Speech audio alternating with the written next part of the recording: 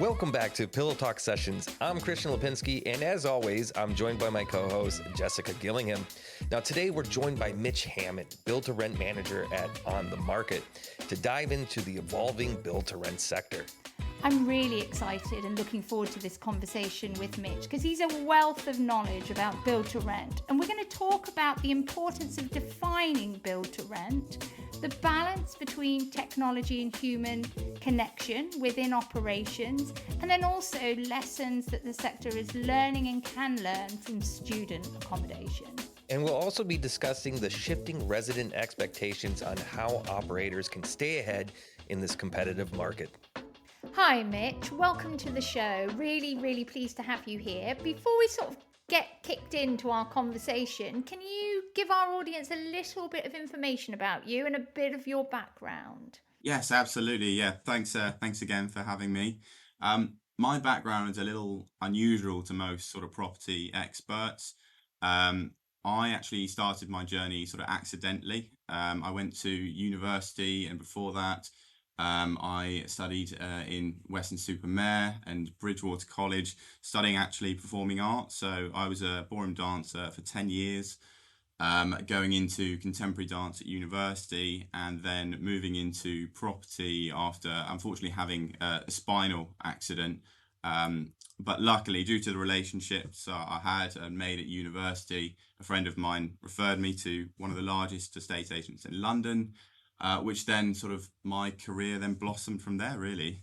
And then sort of fast forward to today, I sort of grew a passion for build to rent from a state agency doing lease ups, and then moving into an asset management role, really learning from the ground up of how a rental development is built, going through all of that mobilization journey to fully leasing the development, and then moving on to the next asset, essentially. So, yeah, really exciting background, met some amazing people along the way.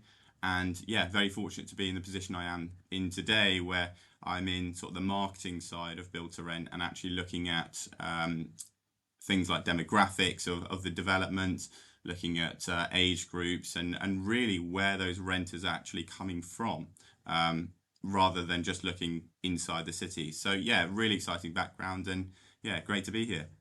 Yeah, brilliant, Mitch. And it's interesting. You're not the first guest we've had that comes from a creative performing arts kind of background. I wonder if there is some sort of linkage there between dancing and property. Not quite sure what it is, but there must be something there.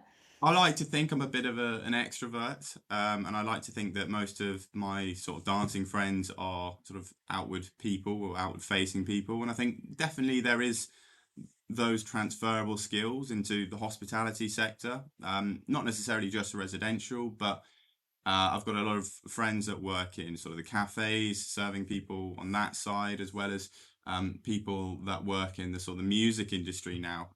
So there's definitely those transferable skills. It was a big step from being a dancer to learning property, but learning at one of the London's largest real estate firms gave me all of the tools to sort of start my journey and then sort of grow a passion about build to rent. No, it's a really interesting background, and I agree. You know, having that creative side and being an extrovert is very similar to me. You know, and it's about building relationships. So whatever industry you're in, having that skill set is vastly important. I wanted to kick off today's conversation, because we're talking about build to rent, and previously to this podcast in the series, I wasn't too sure what build to rent was, and I'm still kind of learning what build to rent is with all the discussions we're having. So, with this terminology kind of varying across the industry, why is it important, or, how can we work more towards this unified understanding of what build to rent is? And, secondly, why is this important for operators and residents to have that same understanding? It's a very, very good point, and one which I think is still not covered. Build to rent now has existed for at least the last 5 years as a known asset class, but it really is hard for renters to actually understand it. In the US, it's a known asset class. Multifamily is a known asset class because everybody is speaking the same language. Whereas in the UK, if we push build to rent as a known term, the residents and the renters might get confused. So what has been happening is that people know the brand more than they know the asset class, which isn't such a bad thing.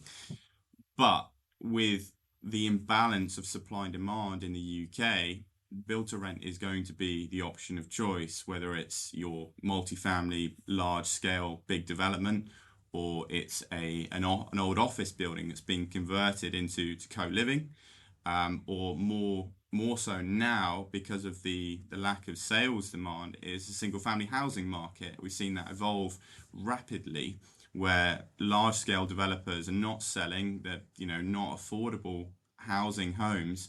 So you have big large funds coming and taking those and creating communities around those houses. So there's no real way in the UK to define it, which is why I like to think if you look at the benefits of the product, then push the benefits out to the renters and they will then naturally understand what build to rent is.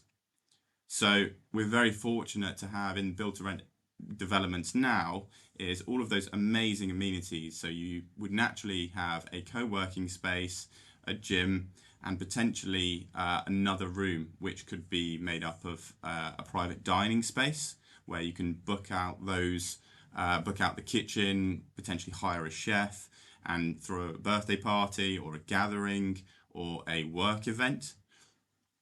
Or it could be that there's a cinema, and then you transfer that and use that multi-purpose as a games room, or again for presentations, to hold a work event or to hold an inside event. So we really have to, as experts in the sector, have to always be looking at how do we push the benefits to be able to create build to rent as a known asset class in the UK. And when we get to that stage, I think build to rent will be a known term and it will really blossom in the rental sector. So it's really the way we talk about build to rent and continue to kind of define the asset class. It will change the way residents and consumers, if you like, engage with the product and what they expect, when they go there. Is that what you'd like to see happen a bit more? Yes, absolutely. If we sort of look back 10 years ago, it would usually be a block of rental apartments, no amenities. There would be some parcel storage space. There would be security in terms of like security cameras, and then that would be it. There would be nothing else included within the rent. Possibly you might get a balcony, but more likely so you probably wouldn't, as it would usually be built by an SME developer who was literally looking to hold that asset class and use that as a rental asset. Fast forward to today, where you've got all bells and whistles around the amenity, and it's really changed in terms of it's no longer a development, it's either a neighborhood because it's transformed the area. So if you look at places like Wembley Park, if you look at Athletes Village over at Stratford, those are their own neighborhoods. Or you've got a community. So it's really about the language again, and I think you talked about it there, Jessica. It's the language of what we're speaking to be able to understand the development. And once we understand that you're living in a community, not a rental block of apartments, that affects the churn of the development as well. So people tell their friends, they then recommend to somebody else, and then it becomes a known asset class because of all of the benefits. The highest standard of living is definitely there. Having seen over 50, 60 built to rent developments, the standards are definitely there. You walk in, you're greeted by the nicest person on the reception desk. They really walk you through, they take you through and say you can do this, you can do that in those areas, and that's amazing to see. But also, are they understanding that it's not just a block of apartments and that you are part of a community when you rent in a built to rent development? Absolutely. It's about getting the residents to really love where they live rather than just be, oh, I live here because I got to live here, or I live here because it's what was available at the time. It's that kind of real loyalty to the place that they're living because there is that community. One of the things that we really like to explore on this show is around how hospitality principles are I want to use the word infiltrating. I don't think that's quite the right word, but how hospitality's principles are informing the service living sectors. Like you said, having someone really great on the reception desk, having really good shared spaces that people want to spend time in. So that's one of the things that we're really interested in exploring, because we're seeing, the change around it not just being a unit or a building. It is much more than that. It's an experience. And one of the things that we'd love to explore with you is actually not, because do you put things like co-living and the single family housing within build to rent? Like, do you put them under that umbrella term? Absolutely, I do, because they're both assets built for rental living. Um, the way that the government sort of describes those sort of asset classes is very, very different. If you look at BTR, it's purpose-built rental development. If you look at co-living, it's large-scale service department. And I think if you look at the single-family housing, they are just new build houses to rent.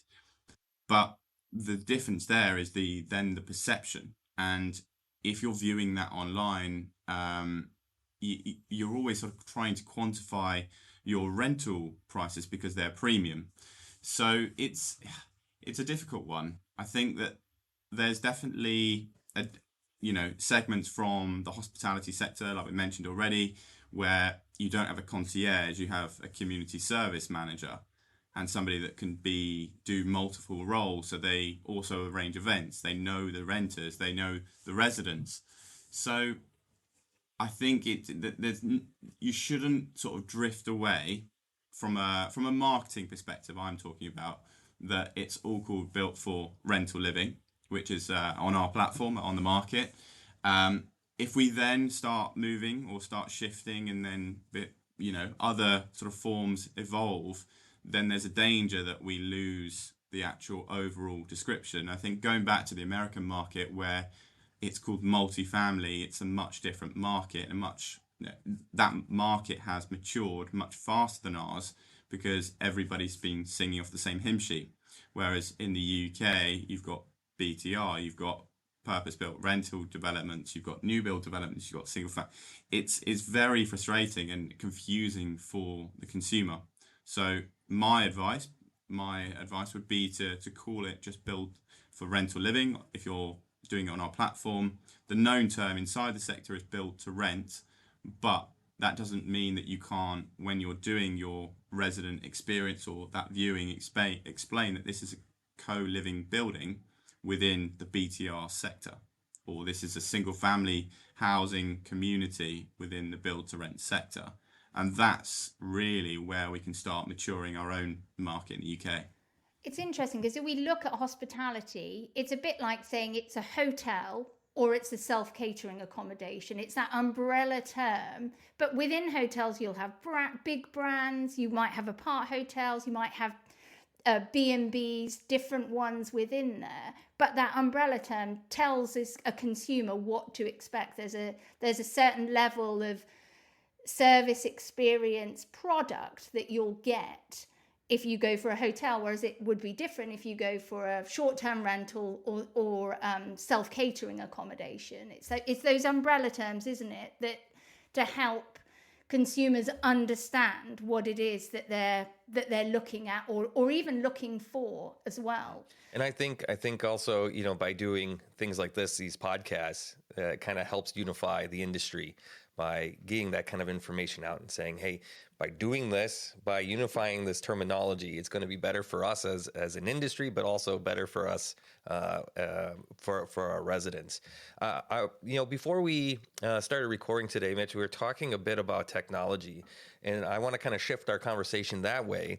As this technology becomes more of a norm and expected and integrated into built-to-rent operations, where's that balance? Where's that balance between, using things like AI and all these different technologies, and then also the on-site and what services, residents expect when they come into the building, whether it's concierge, things like this? I think if we go back to the expectations of a renter that has experienced build to rent or is moving into a build to rent development, their expectations are that they can communicate with the on-site staff within some sort of app technology, that there's an ease of moving in. So 90% of the development is fully furnished, and there is that higher level or higher service level expectation, which not all humans can do, unfortunately.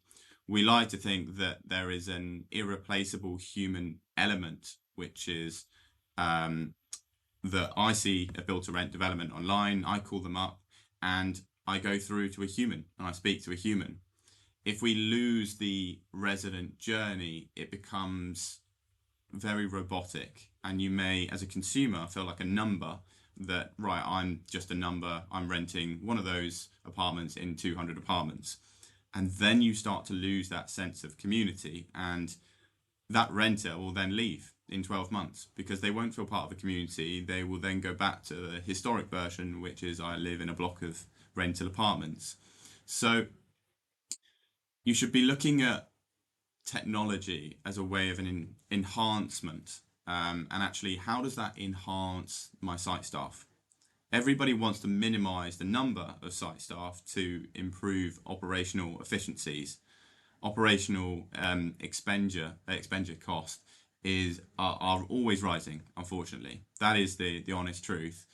But if you strip back the bare basics of, right, you've got on-site staff, you've got somebody that does the maintenance, you've got somebody that does the leasing, you've got a leasing manager as well that sort of covers, you've got a general manager, you've got all of those site staff in place. What technology can help is the sort of the legalities and the tenancy agreement and that side of it. I want to, if I was a renter now, I would want to be able to go on an app, sign a tenancy online, maybe sign with my finger on my iPhone, and then be able to have all of my sort of tenant details there. I've got my tenancy agreement. I can then see the inventory before I've moved in. I can then see exactly how the Wi-Fi is, because Wi-Fi is now included within the rent. I want to be able to control pretty much everything from my phone. And now you can even access your apartment from your phone. There's no need for things like a key, where naturally keys break. So we're seeing the build-to-rent market evolve, but I think that there's a danger that AI takes over everything and runs your building for you. But if we get to that stage, we will lose a sense of community. So it's always that balancing act, and we as experts in the industry have to find that balancing sort of aspect as to how does this technology enhance the team. So if we look at the resident journey, you have all of your inquiries that come in. Not everybody is going to rent. Some people will, some people won't. But the technology side should be documenting what type of renter inquired, where they inquired from, what demographics. And that should keep it sort of almost a log, so that when you come to phase 2 or you come to the second lease up, you know that on lease up 1 you had an age demographic between 30 and 35 that was most popular. They were all originating from these geographies, or these pockets of the city, potentially, if it's inside the city. And that way you can then understand your demographic that's living in the building, to be able to host on-site resident events, to include everybody that's living there, and actually create that sort of cohesive community that then doesn't want to move out. Because every building owner, whether it's a pension fund or an institutional investor, doesn't want their renters to leave. They want to have the minimal churn, but not everybody's willing to do the other work, the community work, to get to that lowest churn rate. So it's really about a balancing act and finding ways to enhance your site staff and to improve your operational efficiencies. It's really interesting what you're saying there, because we're hearing all about AI agents at the moment, and but if we're in danger of using AI for that customer journey, which is considered when someone is looking for a place to rent, it's not like, let's say, one night at a business hotel that you're going to for a conference or something, where perhaps something quite transactional like an AI agent would work for that customer journey. But when it is a considered, it's where you might live for the next 1 to 5 years, having that human bit in the customer touch points, even in the consideration phase, is so important, so that those residents don't feel like a commodity. So no matter how good the AI agents get at being correct and giving information that is, is personalized and is correct and is, works and all of that stuff, what you do miss there is that sort of relational thing, that is so important to begin the journey, because as we know, consumers begin their journey whilst they're in consideration stage. It's not just the minute they sign the lease or buy the product. It's in that, how do I feel about this brand as I'm having all these different touch points with them. So it's we're in such an interesting world right now, seeing how everything is changing, on so many levels, but that one particularly, and how that will impact the customer journey. Yeah, I think as well, if you look at the sort of the human aspect, technology isn't going to be empathetic. Technology isn't going to understand that renting can be quite a stressful process, moving from one property to another, especially if you're an international renter, or you've never experienced, something happening that could be a disaster, like getting locked out your flat or something like that at, the middle hours of the morning, or you'll come back from a flight and you've lost your key card or you've lost your fob to get into the building. And if there's no human element that can be controlled in those situations, then having AI would really, really help to give the renter some options, at least, so they're not trying to find different phone numbers to contact somebody. But if it's during, the working hours, then there should be the human reaching out to that person first, and the human sort of controlling those aspects, and then sort of AI and technology backing that up, and sort of understanding, what's necessary to make it, the renter, feel like a resident, essentially. Yeah, it's got to have again, going back to the original part of the question, is just striking that balance between, the digital form and as well as the human form. I wanted to talk a bit about, the future renters, I guess you could say. We had a conversation with the previous guest talking about student accommodation and how they should all live in, terrible conditions because the rest of us have. But that has changed quite a bit since I went to university. And, you have these younger generations and the student accommodations kind of really reflecting what they want and what they need. And so this sector has influenced a lot of aspects of build to rent, whether it is the amenities or the digital style and the community building. What key lessons can build to rent operators take from the purpose built student accommodation, to better serve these modern renters? I think if we look at the PBSA sector, over recent years, it's become a more and more challenging asset class, mainly because of co-living evolving and being that sort of studio-led development, that is a higher standard compared to PBSA. So, and PBSA sort of developers, owner operators are frustrated because there's much more flexibility in what you can do with a co-living development compared to a PBSA development. If we go back to 2016, when I was at the University of Roehampton, I chose to stay in halls of residence for 3 years, but it wasn't fantastic quality. Every I guess room looked exactly the same. There's a blue carpet, it's a yellow wall, and it's got the the bare minimum. You've got your wardrobe, your single bed, your bathroom if you're lucky enough, if you've got a studio with, well, a room with a bathroom, and then you've got a shared kitchen, which looks like everything was bought from IKEA. Unfortunately, there are a lot of PBSA developments that are still looking like that, and it needs to change. And I think the student market is struggling because of co-living specifically, because it's a different standard of living, and you're now sort of benchmarking pricing of student accommodation in comparison to co-living, and there is no there it's just not comparable essentially. Where we can learn, though, just to bring you back to your point, is that the student accommodation process is much, much more stressful for a student that's potentially lived on their own for a long period of time, or is going to live on their own for a long period of time, has no sort of foundation, so no community. It's much harder to build relationships because they probably lived with their family for some time, and actually it's a much more stressful environment for them. So there's much more sort of hand-holding required for that student, whereas in BTR and sort of the co-living and the multi-family developments that we have here, it's much easier because the age demographic is much more matured. So naturally, you're going to have people using the workspace or sat there, you know, in the co-working space, in the meeting rooms, in the gyms and things like that, and they're naturally going to bump into each other.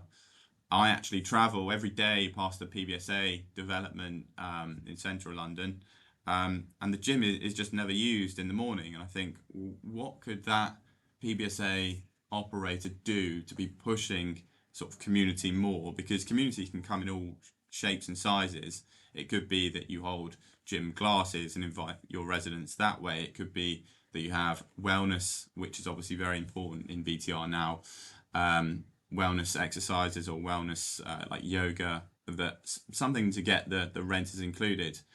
But unfortunately, PBSA don't sort of have those unique spaces like BTR does. So I think if we learn, just going back to the resident journey, like we said with Jessica, that resident journey is just so important to be able to make that renter to a resident. And that's a really, really important journey. From a student perspective, it's much harder because obviously you're doing it on a term by term basis.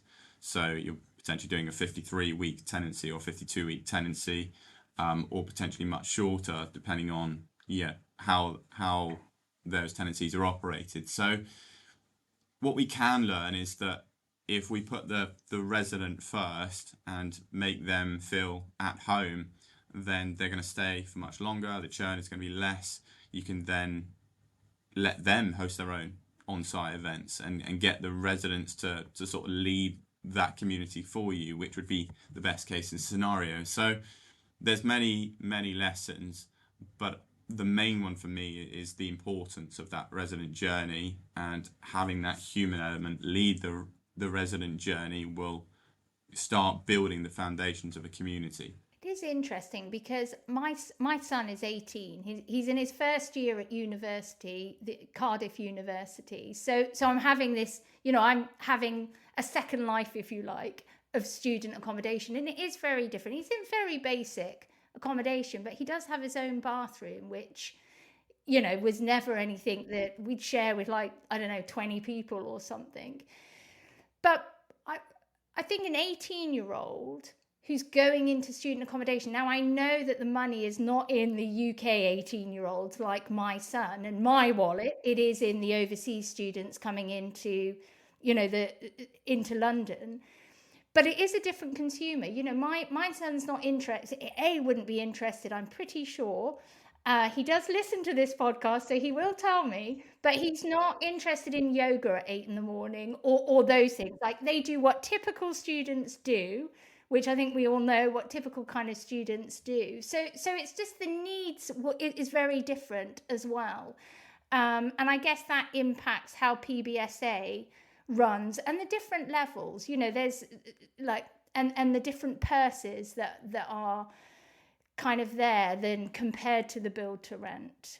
But I know that the accommodation all has WhatsApp groups and, the different flats get together and all that kind of thing. But maybe that is just more because it's student life rather than the building that they're actually in and how that works. I think, just going back to that is the importance of the spaces for PBSA. And that comes back to sort of knowing your residents, which if you're not documented documenting that process via technology, then you won't necessarily understand that demographic that's living there. So I think if we go back to where technology can help, it's understanding, that renter and what they like, what they don't like. And it doesn't have to be like a questionnaire, or it could be if you sort of give them some sort of, voucher or something like that, on that resident process for the students, say that they can, get a John Lewis voucher if they complete this questionnaire, or a shopping voucher, which would entice them to then sort of tell them more. So what do you like? What you don't like? What would you, need on site? Would you benefit from support groups, whether it's study groups or knowing who else is on your course, in there? And the same goes for BTR, but in a much more matured way. So what on-site events would benefit you most, essentially? So yeah, it's just understanding your renters and tailoring it around them, rather than pushing the narrative, like you said, Jessica, about pushing the fact that they should be doing a yoga class when they're hungover in the middle hours of the morning. So I didn't say that. I just implied that.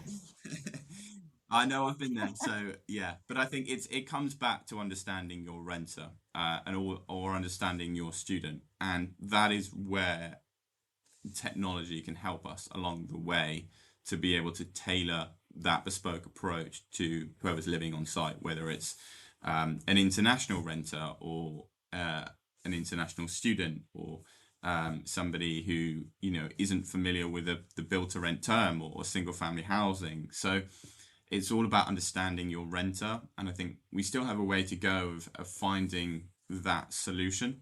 But technology can certainly play a big part in understanding the renter from a data point perspective. Before Kristian brings us into another topic, I just have a question. You may not know the answer, and maybe you know it through On the Move. But what is the average tenancy of a build to rent resident? Like months, years? Like, do you happen to know that? I would love to take a stab in the dark, but I would know more about the sort of the affordability side than I would about the tenancy. I would like to think that most renters would stay sort of at least 18 to 24 months. However, obviously we have the rent reform bill potentially coming in, so that churn may be affected either by the operator moving in or interchanging renters. But I'd like to think it was 18 to 24 months. I think the reality now is that it's probably closer to the 12-month mark. But again, that's where the resident experience comes in the most. And we have some excellent platforms within the BTR sector that review that journey and then go further to review how that renter is currently experiencing the development, and giving you that organic feedback to be able to improve your operational efficiencies, or that property management or the maintenance side. It really, we would like to think that people are staying longer. And I think that's where it sort of opens avenues for international investment coming into the UK, where there's an option to potentially increase the rents because that churn is minimalised. So I don't think there's a wrong or right answer, especially when we have these newer forms of co-living, where it's a blend of either a sui generis planning application where you can only do up to 6-month tenancies, or that sort of bespoke model of blending the hotel with co-living, and you have 3-month, 6-month, even 1 week or 1 day potentially stays. So it's a real hard one to quantify. What I would say though is that our parent company, CoStar Group, being taken over this time last year, they are documenting that at the moment, and they're looking at different ways, so the credit checks, and actually seeing how much a renter is paying at the moment to live in that type of apartment, in build to rent specifically, what the concession rents were, so whether there are any discounts upon moving in, and potentially what the churn is as well, so we could then start to work out exactly that question as how long the life cycle is of that renter. but it all comes down to, it all comes back to creating that community. And there are some amazing operators that have got built some really good foundations to be able to minimize that churn and to keep the renter renewing every single year. But I would imagine right now it's 12 months if it's a large scale multifamily or built to rent development. Yeah, it'll be interesting when they do the research, the parent company does the research, and we can get our hands on it and see what that information is, because it would be interesting to even focus just a whole podcast episode on that in itself. Because I'm sure that we could learn a lot, and I'm sure the rest of the industry could learn a lot from that research. I wanted to talk about a bit, as you kind of alluded to it earlier, and gave us a little bit of the answer to this next question. But as we know that our residents, their expectations evolve, change. So I'm wondering what you've seen in the industry. What are the biggest shifts that you've seen that tenants prioritize? And are they just some trends that BTR, for example, these co-working spaces that are popping up everywhere? Is that something that BTR, operators and owners should look into having in their spaces, or is it like a passing trend? What are those things that you've seen that's going to be sticking around for a while, and how can these operators, stay ahead of these trends? I think if we go back to who actually owns the building, whether it's an institutional fund or pension fund, or it's another sort of asset owner, investors don't like to invest in trends because they are a movement, or they have a passing by moment that a cinema room, for example, or podcast room, or which we've yeah, heard quite a bit yeah, about from various operators. yeah, a podcast room, a games room. I've seen one development with a golf simulator, which is in Manchester. Really cool, amazing development. So many different types of amenities. But actually, I think most people now are looking at sort of stripping it back, if I'm honest, because all of these amenity spaces come with that cost. So I think if we're seeing any sort of shifts or trends, is that people want to build spaces that are multifunctional. And what I mean by that is that you've got a games room with a pool table in the middle that you cannot move. So that the purpose of that room is simply just a games room. Whereas if you have a private dining space with a table, that could also be a meeting room, or you have a potentially like a podcast room, which could be changed into a recording studio or something else.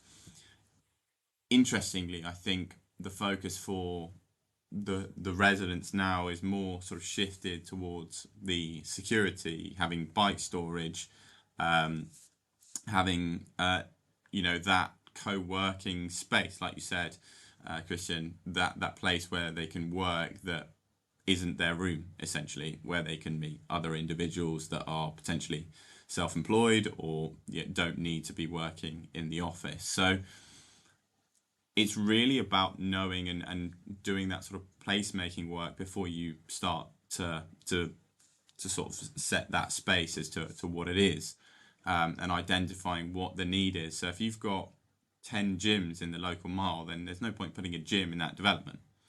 However, if your development hasn't got a gym, and the only accessible gym is via a hotel gym, then yes, there definitely is a need for the gym. But it's that sort of research that's really critical at the start to be able to make sure that those rooms are going to be used. No operator or investor wants to think that any potential resident coming in for a viewing would go into those amenities and it not be used. That would be the worst possible, scenario, unless it's, midday and everybody's at work. What they need to do is obviously make sure that there's that sort of inclusion piece where it's a multifunctional room that can be used as a gym, a studio for events, whether it's yoga, whether it's a dance event, whether it's, a Zumba class or something that's multifunctional, but it does have weights in it. So you can use that as a gym if you want to. where there's larger sort of spaces identified as places like saunas and swimming pools, that comes at a really, really big cost. So who's going to take the hit on those costs? It's going to be the renter and the resident. So then you're having to make the numbers stack up essentially, because you've decided to put a sauna and a swimming pool in there, which means the residents probably have to pay at least £500 to £1,000 more on their rent, because somebody's got to cover that cost. Some operators like to think that they will have 3 amenities in each development, and then the rest are apartments. Some do more than that, because the rooms are studios, like co-living, for example. So they need more amenities because the rooms are smaller than your standard studio in a normal conversion house or a normal development. So it depends on what the asset class is, but the best advice I would give to anyone is understand your target audience and your demographic first before you start sort of identifying that space to be a gym, or that place to be a podcast room or a games room. Because if your demographic is between sort of 30 and 40, possibly not the best choice to have a games room. Probably some meeting rooms or meeting spaces, some phone booths and things like that. It's really about understanding who's going to be the end user, who's going to be the consumer in that development. I think also with things like saunas, swimming pools, games rooms, they go wrong, don't they? They sort of break down. And then you've got the issue of them not working for a bit. Say the saunas, I go to a gym and the sauna seems to always be a bit broken down. And then you complain. It's like that expectation that this amenity that I've bought into is going to be available to me 24 hours whenever I feel like using it.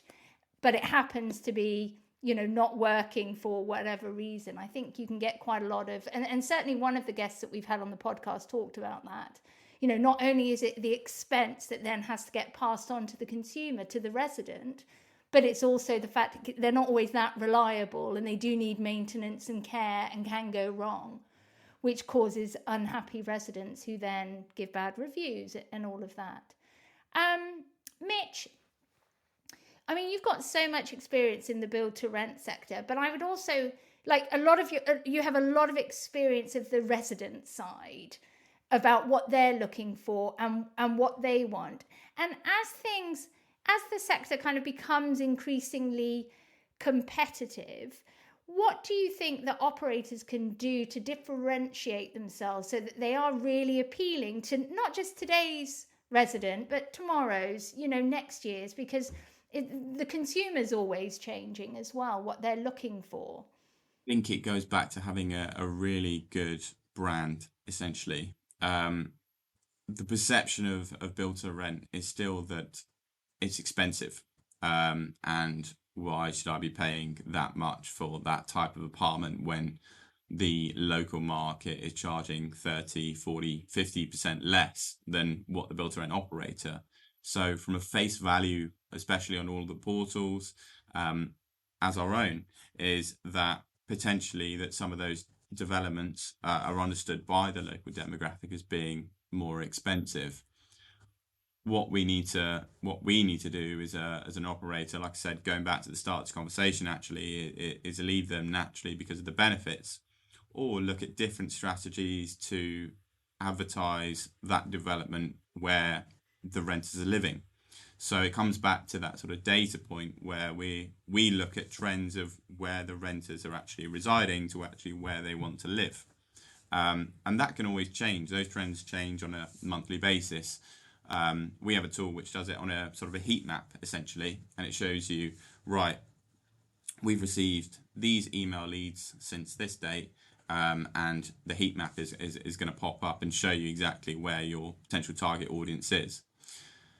Build to rent now isn't always in a city location or in a sort of a mainstream, one of the big 6 cities, because there are, investment opportunities in places like Leicester, Liverpool, on the outskirts of Manchester. Old Trafford is set to be regenerated in that area. So it's one of those things where we have to keep on all singing from the same hymn sheet, is that, right, we're going to promote the benefits, right? You're getting all of this included within your rent.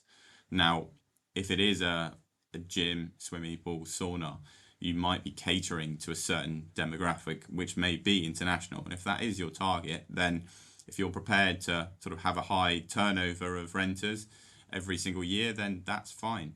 But if you're focusing for longevity, then you have to build developments that are going to cater to your target audience, and that are going to be sort of quantified within the price that, yeah, there isn't a gym within 2-3 miles, so actually, yeah, it does make sense to put a gym in there, and really that is really easy to sort of maintain and keep clean, as long as you keep those standards as a brand, and you keep that sort of that same algorithm as you go by development, then the brand message will be understood.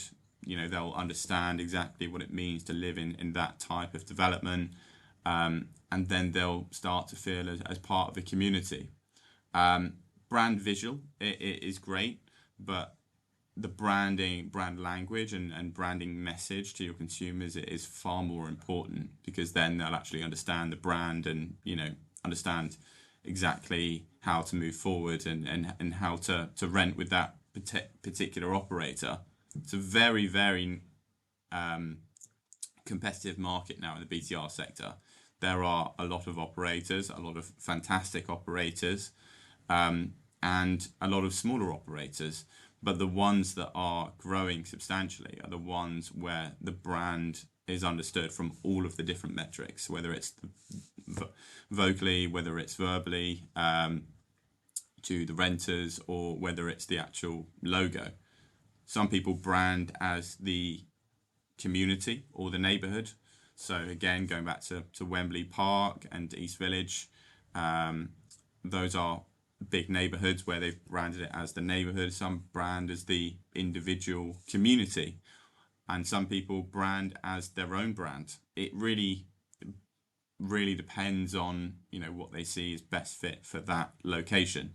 So it really comes down to, is your brand for the area? Does it have a significant appeal if you're looking at sort of international traffic? Is it that brand is best fit for the developer brand, essentially, because you don't have things like amenities, so it's more catered towards a private rental sector? Or is it a niche development in a location that isn't familiar with build to rent, where you need to build it as its own individual community to be understood? So there are many aspects, but having a good brand, and a good operational team to support you with that brand will just means that it will elevate for the future, and that will allow you to create sort of joint investment opportunities with as many clients as you can, essentially. Oh, that's great, and I think this is a good place to end today's conversation. Is building that brand and how to look at that brand. Mitch, I guess we got one more question for you. Anything that we should be looking out for? Any upcoming events or news that you'd like to share with our audience today? Absolutely. So On the Market, as you may or may not know, was bought by CoStar Group December 23 now. In the January last year, we're all invited out to America for the launch of Homes.com in the US, which is taking the market by storm because it's a membership style portal rather than paying a third of your commission in the US. So it's taking the market by storm in the US, and will soon launch in Europe across the UK, Spain, Germany, and France. We're not quite sure whether it's going to be launched in Q4 or Q1 this year, but the idea is that we will blend, and there'll be another portal in the UK that will be fair and sustainable for all B2B, as well as the B2C as well. So we are on a huge growth strategy to become connected with the American platform, and to get that American exposure. And this will only benefit the BTR market, because having that international exposure is key for any sort of operational team or investor, to be able to attract people potentially paying higher rents. So yeah, there's a huge growth journey in place for On the Market moving forward, but it is still to come, and it's very exciting. But hopefully it will come Q4 this year, potentially Q1 next year. But there is then going to be that sort of connectivity with Europe and America, which will hopefully sort of bolster our traffic. That's great. So does that mean it'll be one platform, homes? Will it be homes across all the markets? Yeah, so they started with their first platform in America, which was just rental and multifamily or built to rent, which was apartments.com. And the idea was that if you're searching for an apartment in the US, that you're probably searching for somewhere to rent. And that was why it was just rental. That is now number one. So then they learned from the journey to get that to number one and documented those metrics. They then did the same last year with homes, with this becoming sales and letting. So integrating all of the letting stock from apartments.com. And yes, the idea is that we will become homes. We'll start blending out On the Market. We'll start blending in homes, duplicating the listings. And then we've got this amazing path to look forward to, where we will be working much closer with the other companies within the CoStar Group parent company. So yeah, it's exciting being owned by £33 billion company with 33 companies that are all focusing on one thing, which is to digitalize the real estate market. And yeah, hopefully it will launch towards the end of this year. Brilliant. Thank you, Mitch. And a very different world from ballroom dancing, isn't it? So yeah, thank you so much for coming on the show. It's been great speaking with you, and you're a wealth of knowledge around the build to rent sector, and we look forward to seeing the platform develop as the year progresses. So thank you so much. No, thank you both. Thank you both for having me. And that wraps it up for us today. So thank you guys so much for joining us on this episode of Pillow Talk Sessions. To stay connected and catch every new episode, do us a favor and head over to pillowtalksessions.com to subscribe. And be sure to follow us on LinkedIn for more insights and interviews with leaders who are shaping the future of hospitality, multifamily living, and community-driven spaces. Thanks again for tuning in, and we'll see you next time on Pillow Talk Sessions.